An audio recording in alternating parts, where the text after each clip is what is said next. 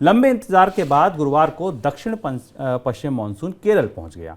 Monsoon के केरल पहुंचने की घोषणा आधिकारिक तौर पर की गई मौसम विभाग की तरफ से। मौसम विभाग ने कहा कि सामान्य तौर पर मानसून 1 जून को केरल पहुंचता है, लेकिन इस बार 8 जून को पहुंचा है।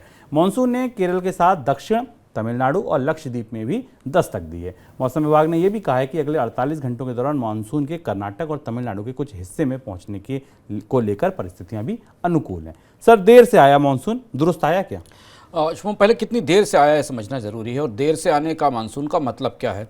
जो आंकड़े बता रहे हैं पुराने, उस हिसाब से ये 2003 और 2019 के बाद सबसे देर से आया मानसून है। इससे पहले जो मानसून 8 और 9 तारीख को आते थे, आमतौर पर मानसून 1 जून को आता है केरल में इससे पहले इतनी देरी से आए हुए मानसून जो थे वो 2003 और 2019 के थे।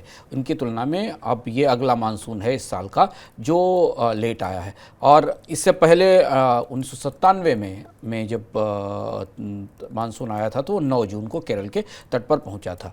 आमतौर पर जब मानसून देर से आते हैं, जो सबसे देर से आया हुआ मानसून था जो 1971 में था, जो 1971-72 का था, उसके बाद देश में सूखे की स्थिति बनी थी। करीब 24% के आसपास रेनफॉल में कमी आई थी।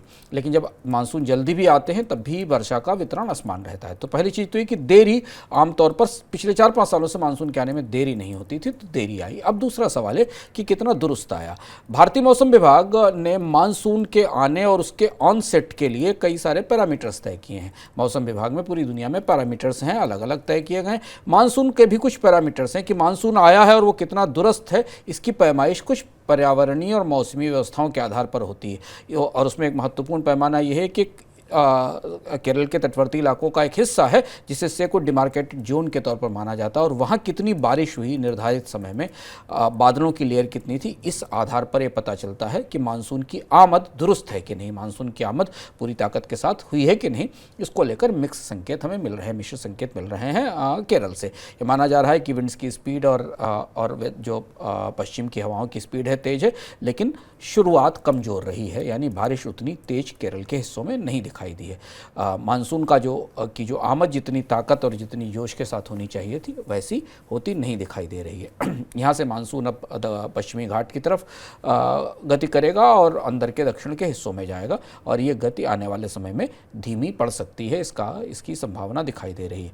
चूँकि भारत के पास हाल फिलहाल के 5-6 सालों में मानसून की इस देरी और इसके असर का कोई तजुर्बा नहीं, कुछ पुराने मानसून के तजुर्बे हैं, इसलिए देखना होगा कि इस मानसून की अगली बढ़त कैसी होती है, और जो मुख्य रूप से भारत का जो केंद्रीय भारत का हिस्सा है वहाँ मानसून पहुँचते पहुँचे कितनी ताकत दिखा पाता है।